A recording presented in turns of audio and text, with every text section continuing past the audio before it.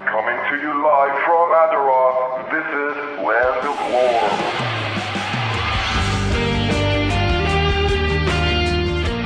Hello everyone, Eulixe here with your weekly dose of WoW lore. This week's going to be all about your favourite space goats, the Draenei. Technically speaking, the Draenei are actually of the Eridar race from the planet Argus. They're an intelligent people with a natural affinity of magic. The society was ruled by three prominent leaders, Velen, Kil'jaeden and Archimonde. Around 25,000 years ago, the Eridar leaders were approached by a being known as Sargeras. He had claimed to have studied the Eridar for a long time and was suitably impressed by their abilities. He offered to gift them even more power to take their race to new heights of perfection in exchange for their loyalty. Kil'jaeden and Archimonde were easily persuaded by the promises of power. However, Velen, the more intelligent of the three, wasn't so easily swayed to hand his people over to this so-called Titan. A vision granted to him through meditating showed his people forced into slavery, stripped of their free will and transformed into horrible dark creatures, Manarai, the Eridar word for demon. He brought up his concerns to Kil'jaeden and Archimonde, but they dismissed his claims for they were already in the palm of Sargeras' hand. Luckily, Velen's prayers were answered by the most unlikely source, the Naru, a race of unimaginably intelligent beings made of pure energy. The Naru offered to take Velen and any that would follow him to safety.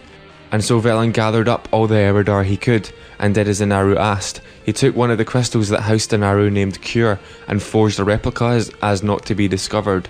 Then he led all who would follow him to the highest mountain and waited for the Naru to save them.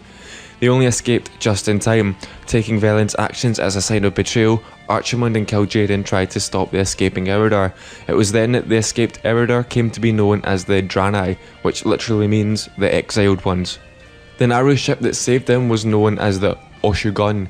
Yes, that's the same name as the Orcs' sacred mountain. In fact, the Oshu'gun ship is that mountain. The Draenei visited a large number of planets, but each time Kil'jaeden would find them in his hunt for vengeance. They managed to escape every time, however the same couldn't be said for any beings they would share such planets with. Finally, they found a world far away from Argus, deciding on the name Draenei. They settled here, and by settled I mean they crashed. Velen was sure that the planet was sufficiently far away to avoid Kil'jaeden's scouts. Draenei was filled with a variety of flora and fauna, making it an excellent world for the Draenei to live on. It was inhabited by a race of intelligent beings known as Orcs. However, it did puzzle the Draenei to see their crash site become a holy site to the Orcs. For uncounted centuries, the two races existed in a state of wary peace, the Orcs having other things to worry about, like ogres and Gron, while the Draenei lived relatively free of those concerns in cities such as Shattrath and Telmor, which were protected by the powerful crystals they possessed. At one point, the Draenei rescued two young Orcs, Durotan and Ogrim Doomhammer, from ogres. The two Orcs spent the night with the Prophet Velen, and both races learned a lot about each other's cultures. It's like school, I guess. However, unknown to Velen, Kil'jaeden had at last found them, and this time they had no way to escape.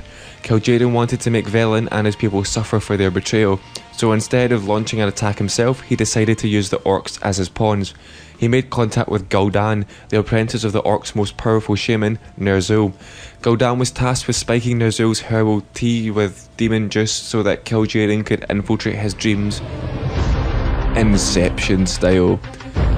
Posting as an ancestor, Kil'jaeden convinced Ner'zhul that the Draenei were a dangerous threat to the Orcs and that they must be dealt with. Kil'jaeden offered the Orcs his power to destroy the Draenei, and so the war began.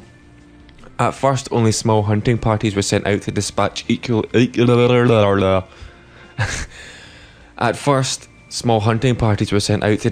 equally small numbers of Draenei. Then something strange happened. The elements stopped heeding the shaman's call, plural, and the ancestors turned their back on the Orc tribes. I cannot speak, I've got tonsillitis and I'm not well. Sorry, I apologise. I could just edit this, but it's not going to happen. Ner'zhul was confused, but his mind was put to ease when Kil'jaeden showed him what true power was. I'm doing air quotes around the true power there. It was here that the warlocks came to be. Instead of calling on the elements, the shamans called on dark magic from other worlds. It was also at this time that the Orc's skin started to turn from its muddy brown colour to the green we're all familiar with now. In the end, full-out war broke out between the Orcs and the Draenei. After seeing the new magic the Orcs wielded, Velen knew that Kil'jaeden was involved, and that any negotiations would end badly. Not only that, but he was unable to visit Cure, his most trusted friend and one of the Naru, for he resided within Oshugun, and the orcs had claimed this as an ancient sacred site. Eventually Ner'zhul clocked onto what was happening, that the orcs were being used as pawns in Kil'jaeden's game, but he was too late. Gul'dan, powered by the Demon Lord, overthrew his former master, and Ner'zhul was transformed into a shell of his former self. When the final battle came, the Battle of Shattrath, Velen, like all good leaders, ran away and hid with a few select others. In all fairness, this was really the only chance he had to save his people.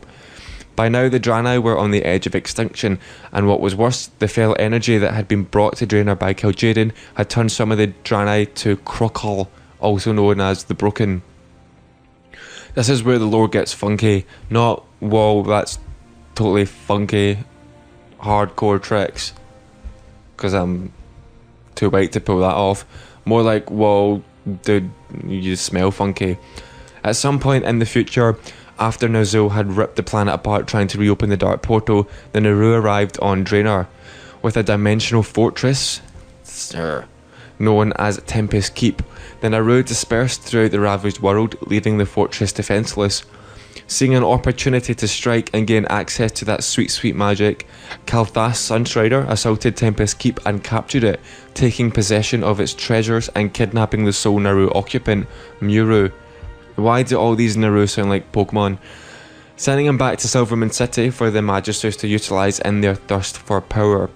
Muru became corrupted with the Void Lord Entropius, who I think is one of the bosses in the Sunwell, but I can't remember. I'm just going to say he is. You're not going to check, are you? The Prophet Velen, with Farseer Nubundo, the first Draenei shaman, led a raid on Tempest Keep to take control of one of its satellite structures named the Exodar. The battle was so close that the enemy was able to board the Exodar before it could leave Outland. The Blood Elves, discovering what the Draenei were planning, sabotaged the dimensional engines of the vessel. When the Draenei activated it, the engine malfunctioned and sent the Exodar hurtling out of control through the twisting nether until it reached the closet, until it reached the closest habitable planet, Azeroth. Look how that worked out. It crash landed on a small island chain off the coast of Darkshore.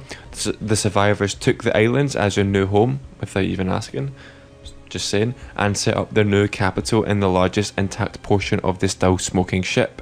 And there you have it. Have you ever wondered how goats came to be on Azeroth? Now you know. If you have any suggestions for a lore segment, feel free to send an email to eulixe@rarcast.com. Send an email into the Bound on Equip guys, or just you can catch me on a Twitter at twitter.com/Eulixe. Thanks very much guys, and I'll see you again next week.